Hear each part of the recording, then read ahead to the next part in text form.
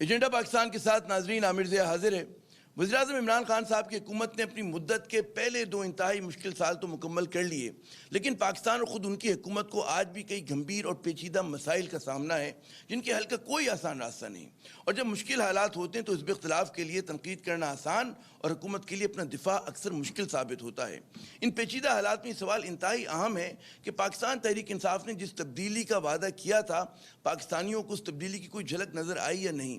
2 برس میں کچھ نہ کچھ تو تبدیل ہو سکتا تھا، تو آخر کیا تبدیل ہوا؟ حزب اختلاف کا دعویٰ ہے کہ تبدیلی مثبت نہیں بلکہ منفی ہوئی ہے۔ حزب اختلاف کا الزام ہے کہ ہر محاذ پر پاکستان کے حالات جو ہیں مبینہ طور پر بد سے بدتر ہوئے۔ کیا واقعی ایسا ہے؟ سب اچھا ہے یا سب برا؟ ان 2 دعووں کے بیچ اصل صورتحال ہے کیا؟ آج پروگرام میں اس موضوع پر بات ہوگی۔ کچھ بات احتساب پر بھی جو عوام کا نہیں بلکہ مٹھی بھر خواص کا مسئلہ ہے، لیکن پھر بھی ہمیں ہر طرف چھایا نظر آتا ہے۔ حکومت کہتی ہے کہ کسی کو این آر او نہیں دینا، حزب اختلاف کا دعویٰ ہے کہ این آر او کسی نے مانگا نہیں، تو پھر آخر یہ بحث کیوں ہو رہی ہے؟ احتسابی کے عمل سے جڑا ایک اور سوال یہ بھی ہے کہ سابق وزیر اعظم نواز شریف صاحب جو ہیں وہ بغرض علاج لندن گئے تھے، کیا وہ واپس آئیں گے؟ کیا حکومت انہیں واپس لا سکتی ہے؟ یہ اور دیگر کئی سوال ہم کریں گے اپنے خصوصی مہمان محترم ظہیر الدین بابر اعوان صاحب سے۔ وزیر اعظم کے مشیر برائے پارلیمانی امور ہیں۔ بابر صاحب جو ہیں ان کا شمار پاکستان کی چوٹی کے وکلاء میں ہوتا ہے۔ پہلو دار شخصیت کے مالک ہیں، وکالت اور سیاست کے علاوہ مضمون نگار بھی ہیں، مصنف بھی ہیں، تجزیہ کار بھی ہیں اور ٹیلی ویژن کے لیے پروگراموں کی میزبانی بھی کر چکے ہیں۔ ہمارے آج کے مہمان بابر اعوان صاحب۔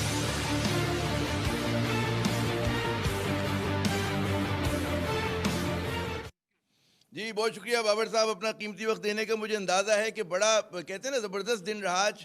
کابینہ کا اجلاس بھی ہوا، سینٹ کا ایک بڑا طویل سیشن بھی 4-4.5 گھنٹے کا، اور میں یقیناً ہم شروع ایف اے ٹی ایف پہ بھی بات کریں گے کہ کیا ہوا، قومی اسمبلی میں جو بل منظور ہوا، سینٹ میں کیوں ناکام ہوا۔ لیکن اس سے پہلے ایک ذرا سا اکیڈمک سوال اگر آپ مجھے اجازت دیں، بلکہ فکری سوال آپ سے ہی کیا جا سکتا ہے کہ جو تبدیلی کا وعدہ کیا تھا ہے نا، وہ تبدیلی کیا ہوا؟ حزب اختلاف کہتی کچھ تبدیل نہیں ہوا بلکہ چیزیں منفی ہو گئیں۔ کیا 2 برس میں تبدیلی سرکار کو دکھانے کے لیے کیا چیز ہے؟ جی بسم اللہ الرحمن الرحیم۔ آپ نے احتساب سے بات شروع کی اور کہا کہاں ہے تبدیلی۔ میں آپ کو 4-5 چلتے چلتے اشارے دے دیتا ہوں۔ فارن پالیسی سے شروع کر لیتے ہیں۔ ایک زمانہ تھا جب مودی آتا تھا اس کو ویزے کی ضرورت نہیں تھی، را کے چیف کو امیگریشن کی ضرورت نہیں پڑی، اس کا جو قومی سلامتی کا اجیت دوول تھا جو ہیڈ، اس کو بھی ویزے کی ضرورت نہیں پڑی۔ وہ سارے اندر بیٹھے ہوئے تھے، ہمارے سارے سلامتی کے قومی ادارے جتنے بھی ہیں، ایپیکس اسپائی ماسٹر اس سمیت، وہ سارے باہر سڑک پہ کھڑے ہوئے تھے جو جاتی عمرہ کی سڑک ہے اس کے اوپر۔ اس کے بعد تبدیلی یہ آئی کہ مودی کو 7.5 منٹ کی ایک تقریر میں عمران خان نے کہا کہ مودی پاکستان پہ حملہ کرنے کی کبھی جرت نہ کرنا، اگر تم نے حملہ کیا تو ہم سوچیں گے نہیں، ہم اس کا جواب دیں گے۔ اور پھر قوم نے دیکھا، ہم نے جواب دیا، جس کا ثبوت چلتا پھرتا اس وقت بھارت کے اندر ہے، جس کا نام ہے ابھی نندن۔ فارن پالیسی کا ایک فیسٹ، فارن پالیسی کا دوسرا فیسٹ ہے مسلم بلاک۔ مسلم بلاک میں پاکستان کسی جگہ بھی فٹ نہیں آتا تھا، اس لیے کہ جہاں تک جہاز چلتا تھا وہاں تک ان کی دولت کے افسانے، وہاں تک ان کی کرپشن کی کہانیاں، اور وہاں تک ان کی منی لانڈرنگ کے قصے بکھرے ہوئے تھے جو پاکستان کے حکمران تھے۔ آپ ایمریٹس ہل سے شروع کر دیں، آپ جو وہ بڑا مزے کرنے والا بحیرہ احمر کے کنارے محل تھا وہاں تک چلے جائیں، وہاں سے عزیزیہ مل میں آئیں، پھر آپ پاناما تک چلے جائیں، مے فیئر تک جائیں، تو وہ پہلی تبدیلی یہ آئی کہ جب ایران اور سعودی عربیہ آپس میں ان کا فیس آف ہوا تو پاکستان کو سہولت کار کی حیثیت سے دونوں ملکوں نے تسلیم کیا۔ حالانکہ ان کے درمیان کوئی نقطہ اتصال ڈھونڈنا، ایک کامن جگہ ڈھونڈنا، کامن نام ڈھونڈنا بہت مشکل کام تھا۔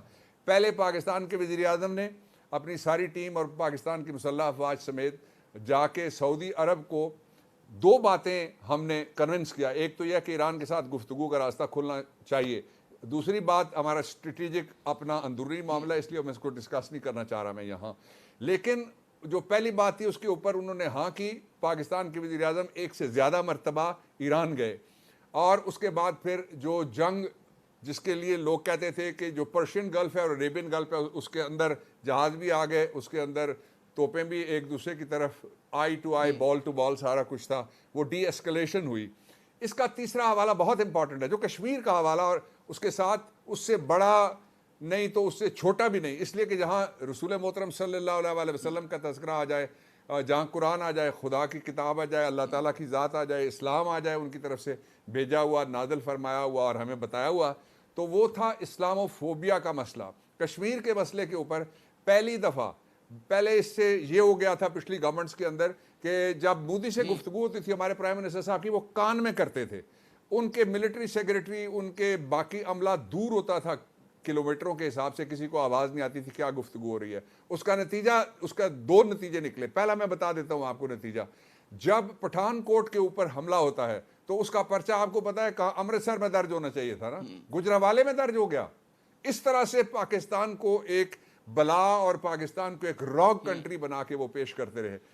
عمران خان نے ہیڈ آن لیا ساری دنیا کو, جو اسلاموفوبیا کے ماہرین تھے ان کو, ان کے گھر میں کھڑے ہو کے ہیڈ آن لیا, اور پہلی دفعہ بائیلیٹرل سے نکل کے جو کشمیر کا ایشو تھا وہ گلوبل ارینا کے اوپر چلا گیا. میں آگے بڑھتا ہوں. جی میں یہ کہہ جو رہا ہوں کہ ہماری فارن پالیسی کے, آپ نے خارجہ تعلقات سے بات شروع کی, اور اس سے پہلے کہ آپ تبدیلی کے حوالے سے پھر جو ہیں ڈومیسٹک ایشوز پر ہیں, میں چاہوں گا کہ خارجہ تعلقات پہ اگر اجازت دیں ایک دو سوالات. باقی جگہ بھی میں جاؤں گا. ہاں نا, جائیں گے آپ. تو میں کہہ رہا ہوں پہلے خارجہ تعلقات کو جلدی سے وائنڈ اپ کریں تاکہ ایف اے ٹی ایف پہ بھی بات کرنی, باقی بہت ساری چیزیں ہیں. یہ جو آپ نے فرمایا, ہمیشہ دیکھیں دنیا میں یہ ہوتا ہے کہ جو ملک کا سفارتی وزن ہوتا ہے وہ اس کے معیشت کے وزن کے حساب سے ہوتا ہے. اچھا, ہمارے یہاں جب ہم لوگ یہ کہتے ہیں کہ جی ہم سعودی عرب اور ایران کے بیچ میں مصلحت کرائیں گے, دوستی کرائیں گے, تو یہ دعویٰ بعض لوگوں کو بہت زیادہ وہ لگتا ہے کہ جی ممکن نہیں ہے, کہ کون آپ کی بات سنے گا. اور اب جو ابھی ریسنٹلی حالیہ دنوں میں جو ڈیولپمنٹس ہوئی ہیں بابر صاحب, وہ سب کو ہی پتہ ہے کہ کیا کس طرح سے سنپ کیا گیا, کیا ہم لوگوں کو OIC کے اندر مشکلات اور ناکامی کا صورت دیکھنی پڑی. تو ان سب چیزوں کو تناظر میں دیکھیں تو ہم اپنے کہتے ہیں وزن سے زیادہ مکہ زنی کی کوشش نہیں کر رہے کیا؟ جی نہیں, ناٹ ایٹ آل. ایک آپ نے جو تھیری بلڈ کیا وہ یہ ہے کہ جو معیشت کا سائز ہوگا اس کے مطابق عزت ہوگی. پھر تو دنیا پوری میں ہندوستان تیسرا چوتھا بڑا ملک ہے جس کی عزت ہونی چاہیے. آج نہیں ہے, اکیلا ہے مودی, کووڈ میں ان کو مار پڑ گئی, وہ اکیلے ہیں. پریکٹیکلی تو ڈکٹیٹ کر رہے ہیں نا ادارے, کہتے ہیں سارے ادارے پریکٹیکلی. میں کہہ رہا ہوں پریکٹیکلی ناؤ تو لیٹ می ڈکٹیٹ کر رہے ریسپونڈ. ہیں. نہیں ڈکٹیٹ کر رہا نا, کس کو ڈکٹیٹ کر رہا ہے بھائی OIC اگر نہیں کر رہا نا, کس کو, پاکستان کی میں بات کروں گا نا, باقی جس کو ڈکٹیٹ. نہیں, میں یہ کہوں کہ OIC اگر معیشت کی وجہ سے, اس طرح نہیں ہو سکتا کہ آپ سوال کے بعد سوالات کی برمار کریں, میرا جواب نہ سننا پڑے. فرمائیے. آپ نے سوال کر لیا, آپ میرا جواب سن لیجئے. جی باری باری بات کریں گے, ورنہ یہ اس کو کہتے ہیں قوالی اردو میں, وہ ہو جائے گی, وہ میں اس کا ماہر نہیں ہوں. اچھا, اب جو اصلی میں بات بتانا چاہتا آپ کو تھا وہ یہ تھی کہ آپ کا جو تھیسس تھا وہ یہ تھا. تھیسس یہ ہے کہ جی جس ملک کے پاس پیسے زیادہ ہوں اس کی بڑی عزت ہوتی ہے. ایسے ملک ہیں جو اسلام آباد ضلع کے چوتھے حصے کے برابر جن کے پاس زمین ہے, ان کی بہت بڑی عزت ہوگی. اس سے عزت نہیں ہوتی.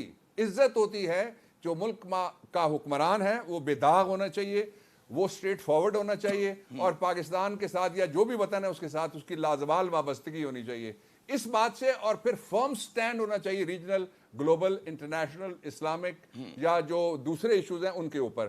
اس سے پاکستان کی عزت میں اضافہ ہوا. ایک دوسرا یہ جتنی خبریں آپ مجھے بتا رہے ہیں نا, یہ وہ ہے جو پاکستانی میڈیا کے اندر آتی ہیں, اپوزیشن کی پھیلائی ہوئی اور دوسرے ایجنڈا ڈریون جتنے بھی لوگ ہیں جو مودی کو خوش کرنا چاہتے ہیں ان کی پھیلائی ہوئی. مجھے بتائیے نا کہاں پاکستان اکیلا ہوا. اور اچھا, یہ کہنا کہ فلاں کو ڈانٹ پڑ گئی, یہاں تو لوگوں نے یہ بھی کہا, آج کل یہ موسم چلا ہوا ہے سارے بات کر رہے ہیں, میں اس میں اضافہ کرنا چاہتا ہوں کہ یہاں تو یہ بھی کہہ دیا گیا کہ وزیر اعظم کی خدا نخواستہ شادی ٹوٹ رہی, کسی کو شرم نہیں آئی کہ وہ کس کے گھر کے ٹوٹنے کی بات کس آسانی کے ساتھ کر رہے ہیں. گھر کوئی بنانا اور بسانا آسان کام ہے. اور پھر دوسری بات یہ ہے کہ اس وقت جو ہمارے ہاں سے آواز اٹھتی ہے اس کو ساری دنیا توجہ سے سن رہی ہے. ہم نے ڈی ایسکلیشن صرف وہاں نہیں کروائی, بلکہ ڈی ایسکلیشن کروانے کی کوشش کی کہ جو جنگ, یمن کی جنگ ہے وہ آگے نہ بڑھے. میرے پاس تفصیلات ہیں, جو لمبا ٹائم ہو تو میں ان پہ آپ کے سامنے تفصیل رکھ سکتا ہوں. اچھا, اب آپ کے ان کے سوالوں کے جواب دینے کے بعد اب آ جائیے تبدیلی کا سب سے بڑی علامت, عربی میں کہتے ہیں الناس علی دین ملوکہم, لوگ اپنے بڑوں کی طرف دیکھتے ہیں, ان کی طرف دیکھ کر وہ چلتے ہیں. آپ کا وزیر اعظم اپنے گھر کے میں رہتا ہے, دوسرے جو وزیر اعظم تھے انہوں نے 3 ہاؤسز بنائے ہوئے تھے جن کے اندر وہ رہتے تھے. ایک کے تو کہتے ہیں 5 تھے, ایک اور تھے ان کے کہتے ہیں 7 تھے. ایک گھر کے اوپر 2 ارب روپیہ, 93 کروڑ روپیہ اور 83 کروڑ روپیہ کم از کم لگا, جو وہ لوگ لگاتے تھے اپنی سیکیورٹی کے اوپر, اور 800 کی لوگ سیکیورٹی کے اوپر تھے. آپ اسلام آباد آئے نا, آپ کو گزرتا ہوا اگر عمران خان نظر نہ آئے, باقی سڑکیں کھلے نہیں ہوئی تو مجھے آپ گلا کر دیجیے گا. ایک یہ, دوسرا یہ کہ یہ وہ واحد حکمران ہے پاکستان کی تاریخ کا جس کے اوپر کوئی الزام نہیں ہے کہ کسی جگہ اس نے بزنس امپائر بنائی, کوئی الزام نہیں ہے کہ اس کے رشتہ دار اس نے بھرتی کر دیے. یہاں تو اب یہ صورت ہے کہ بڑے میاں صاحب، اس سے چھوٹے میاں صاحب، درمیانے میاں صاحب، صاحبزادے میاں صاحب، صاحبزادی میاں صاحبہ، داماد میاں صاحب، سمدی میاں صاحب، سارے کے سارے پارلیمنٹ میں ہیں. تو کیا یہ تبدیلی نہیں ہے؟ یہ تبدیلی کی سب سے بڑی علامتیں. دوسری میں تبدیلی کی بات کرتا ہوں. اس وقت آپ موڈیز سے شروع کر لیں، اس وقت آپ کسی بین الاقوامی، آپ آئی ایم ایف سے شروع کر لیں، آپ پاکستان کے بارے میں کوئی بین الاقوامی ادارہ، اس کی آپ بات کریں اور آپ مجھے بتا دیں وہ کہتا ہے پاکستان کی معیشت نے ٹرن اراؤنڈ نہیں کیا.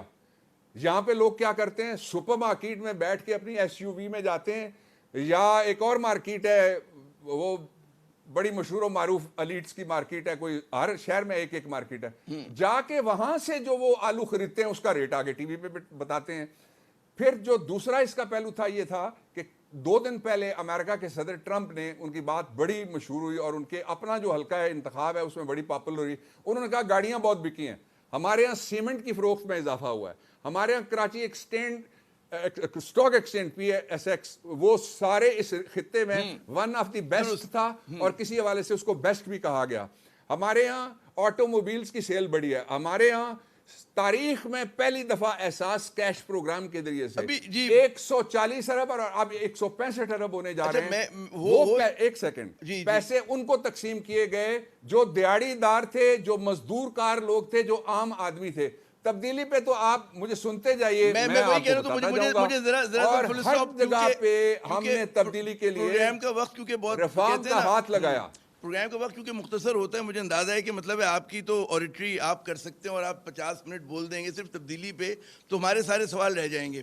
اچھا، کیونکہ فورن ریلیشنز وہ موضوع ہے کہ جس پر پورا ایک پروگرام ہو سکتا ہے، اور میرے خیال میں آج اس کو ہم رہنے دیتے ہیں. وہ او آئی سی کا اگر وہ فورن منسٹرز کا اجلاس نہیں ہوا، چلیں اس پہ پھر کبھی بات کر لیں گے. اسی طرح اکانومی خود ایک بڑا پیچیدہ اور ایک ویسا ٹاپک ہے جس پر بات ہو سکتی ہے کہ کار سیلز کب ڈپ کی تھی، کب بڑھی، یہ بھی ہم بعد میں بات کریں گے. میں اگر آتا ہوں آج کے اس کے اوپر جو سینٹ کے اندر کارروائی ہوئی، اور امید یہ ہم لوگ سب کر رہے تھے کہ قومی اسمبلی میں آپ لوگوں نے قومی اسمبلی میں آپ لوگوں نے بل منظور کرا لیے ایف اے ٹی ایف کے حوالے سے، اور کچھ اپوزیشن بھی تیار تھی. ہر بار وہ کہتے تھے شہباز شریف صاحب اور خواجہ آصف صاحب اور بلاول صاحب کہ جی ہم قومی سلامتی کے مسئلے پر تعاون کریں گے. لیکن سینٹ میں ہم دیکھتے ہیں کہ دونوں بل جو ہیں آپ کے نہیں منظور ہوئے. کیا وجہ ہوئی؟ وہ جو آپ لوگوں میں اعتماد سازی اس معاملے پر ہو رہی تھی، کیا ہوا؟ ہوا میں کہاں چلی گئی وہ؟ جی 3 آپ کے سوال کے حصے بنتے ہیں. پہلا یہ ہے جی کہ آج بل پاس کیوں نہیں ہوئے سینٹ سے. سینٹ آف پاکستان میں پاکستان تحریک انصاف اور اس کے اتحادیوں کی اقلیت ہے، اکثریت نہیں ہے، اس لیے بل پاس نہیں ہوئے. اور اس کی دوسری وجہ یہ ہے کہ قومی سلامتی پہ جو معاشی سلامتی ہے، جو منی لانڈرنگ کی سلامتی ہے، جو میفر کے فلیٹس کی سلامتی ہے، جو ٹی ٹی کی سلامتی ہے، جو پاپڑ والے کی سلامتی ہے، وہ حاوی آ گئی ہے. تقریباً 23 جو مجھے یاد پڑتا ہے اجلاسوں میں شریک رہا ہوں جو اب ہم گفتگو کرتے رہے. 2 پوائنٹ ایجنڈا تھا. ایک یہ تھا کہ انٹائی منی لانڈرنگ ایکٹ میں سے اس کے سیکشن 2 میں لکھا ہوا ہے کہ مختلف ادارے لکھے ہوئے ہیں، اس میں ایک ادارہ ہے ایک جگہ پہ جس کو کہتے ہیں نیشنل اکاؤنٹیبلٹی بیورو. وہ کہتے تھے اس کے پاس نہ یہ کام جانتے ہیں، نہ کوئی ایکسپرٹائز ہے. یہ فلور پہ انہوں نے کہا، ہمیں بھی کہتے رہے، اس لیے اس کو نکال دیا جائے. ایک ہم نے نکالنے سے انکار کیا اس لیے کہ عمران خان احتساب کے کسی ادارے پہ تالا نہیں ڈالے گا. میں کلیئر کر کے بتا رہا ہوں پورے پاکستان کو یہ بات. اور احتساب کے جو ایجنڈے کے اوپر پاکستان تحریک انصاف نے اپنے منشور کے اندر لکھا ہوا ہے اس پہ ہم عمل درآمد کریں گے. حکومتیں ملک کے مقابلے میں ہیچ ہوتی ہیں، ذاتی مفادات ملکی مفادات کے مقابلے میں نیچے ہوتے ہیں. لیکن آج پوری قوم نے دیکھ لیا کہ آج ایک طرف جو فیٹف ہے اس کے بارے میں مودی خوش تھا کہ کسی طریقے سے پاکستان کو دھکا مارا جائے. پاکستان تحریک انصاف کی حکومت عمران خان فیٹف کے بلیک میں جانے سے پہلے اس کو نکالنا چاہتے تھے گرے میں سے اور اس کو وائٹ میں لے جانا چاہتے تھے. آج پوری قوم کے سامنے ہے. ایک بات یہ ہو گئی. اس کا جو دوسرا پہلو ہے وہ یہ ہے کہ آپ نے کہا کہ سارے لیڈر جو اپوزیشن کے ہیں وہ سارے وقتاً فوقتاً کہتے رہے کہ ہم قومی سلامتی کے نام پہ ووٹ. 23 دفعہ وہ انہوں نے بات کی، 23 دفعہ وہ مکرے کس بات پہ؟ وہ کہتے تھے کہ ہمیں triple plus N R O Imran Khan سے چاہیے. What is triple plus N are O? 2 N are O پہلے آپ کہتے تھے کہ 34 سیکشنز، آپ ٹوٹل 38 سیکشنز کا نیب کا آرڈیننس. اگر یہ نیب اتنا ہی برا تھا تو آپ نے اس نیب کو قائم کیوں کیا اور اس کے لیے اپنا سینیٹر سیف الرحمان ڈھونڈ کے اس کو کیوں لگایا تھا؟ نیب پر آگے چل کر آتے ہیں، نیب پر میرے پاس سوالات ہیں، میں ختم کر لیجئے گا نا۔ ہاں میں چاہوں اسٹرکچر ہم ذرا پہلے ایف اے ٹی ایف کو نمٹا لینا کہ ایف اے ٹی ایف پہ حزب اختلاف کے جی بڑے ڈریکونین آپ لوگوں نے جو ہے لاز انٹروڈیوس کرائے، جو ان کی اعتراضات ٹیکنیکلی اس پر اگر بات کریں کہ وہ کیا تھے، کیا اس کے اوپر جو ان کے اعتراض ہے، بعض لوگ کہتے ہیں جی بڑا جائز ہے اور مطلب ہے اس طرح کا جو بقول ان کے کہ جبر ہوگا اور مداخلت ہو رہی ہوگی، جی کیا مداخلت ہو رہی ہوگی؟ میں آپ کو بات بتاؤں گا، آپ حیران ہو جائیں گے، قوم بھی حیران ہو جائے گی یہ سن کے۔ یہ جو منی لانڈرنگ کا قانون ہے آج 2020 کا ایکٹ جو قومی اسمبلی نے پہلے اس کو منظور کیا بھاری اکثریت سے اور عددی اکثریت سے، جی ہاں عددی اکثریت سے وہ سینٹ میں جا کے مسترد ہو گئی۔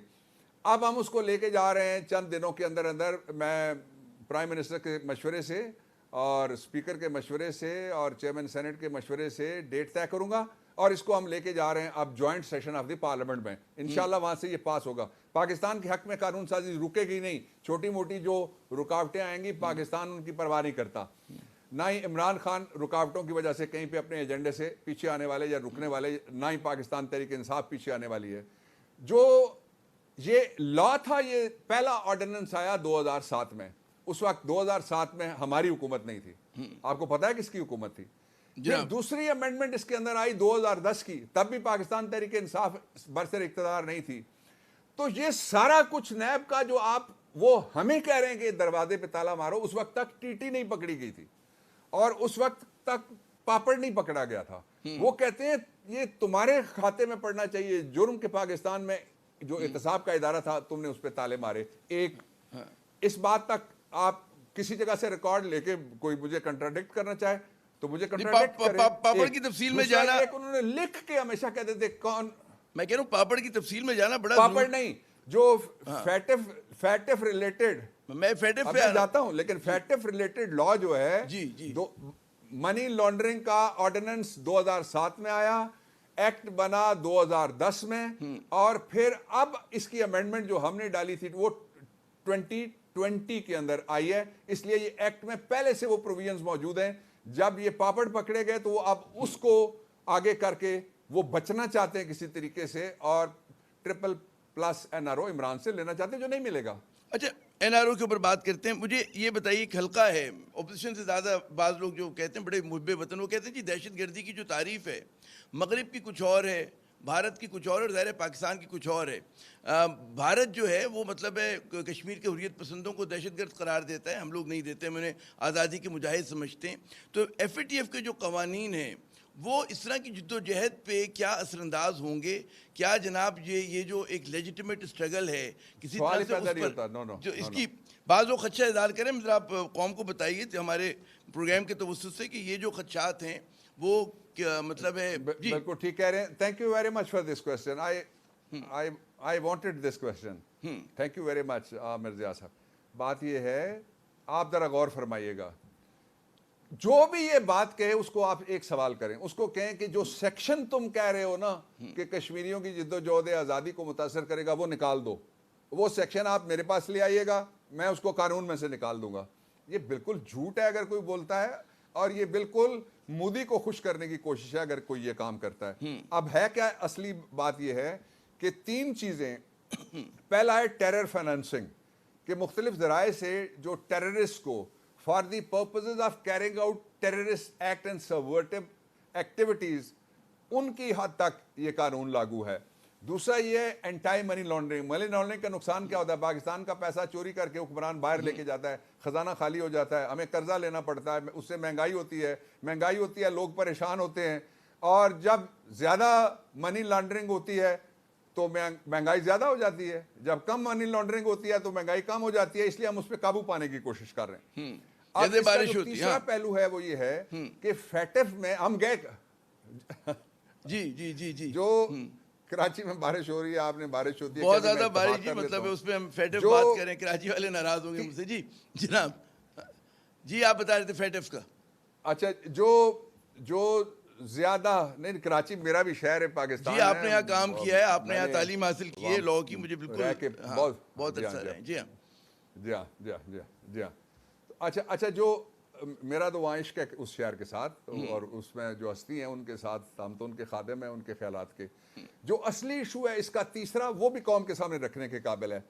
वो तीसरा इशू इसका ये है कि किसी तरीके से भारत की सारी लॉबी, आज ज़ाहिर है वो खुश होंगे, बड़े नाच रहे होंगे, मोदी और उसके यार नाच रहे होंगे कि जी हमने देखे पाकिस्तान के अपर हाउस में से पाकिस्तान का अपना कानून जो उसको अपने फैटिफ के ग्रे में से निकाल के वाइट में ला सकता था, ब्लैक की तरफ धकेलने की हमने कोशिश की, इंशाल्लाह नाकाम होगी।